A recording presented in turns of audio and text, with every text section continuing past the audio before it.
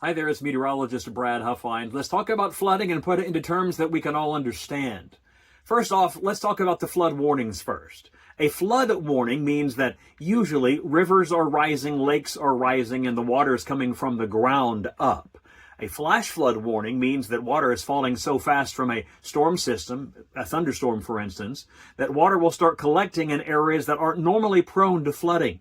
Streets and roadways can get covered up very, very quickly, not from water coming up from the ground, but from just the simple rain falling from the sky. So that's the difference between a flood and a flash flood. Flash meaning quick, almost like instant flooding is what the Dutch Weather Service calls it. Did you know that over 75% of fatalities in vehicles occur because people are in trucks and SUVs and they feel invincible in flood waters?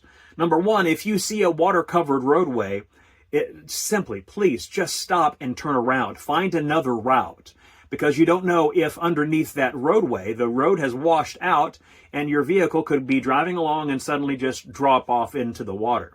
If water's flowing, that is yet another problem. It only takes about 6 inches of flowing water to knock a person off their feet, 12 inches of flowing water to knock a medium-sized car off the road, 18 inches to knock a large truck off the roadway. So when you see someone driving through flood waters, the one thing that you don't know is, even if they have a similar car, they may have a load in the trunk that makes their car a little bit heavier. They may be heavier than you as a driver. Enough weight may be in the car to keep that car's wheels skipping along on the roadway through the floodwaters. And if your car isn't that heavy, the waters could sweep you right off the road, even if the car size looks similar to someone that just did what you're thinking of doing. My greatest encouragement is, when you see a water-covered roadway, simply do not drive on it. Please do not drive on it. That's the flood safety tip that I have for you right now as we're moving through and approaching the severe weather season of 2026.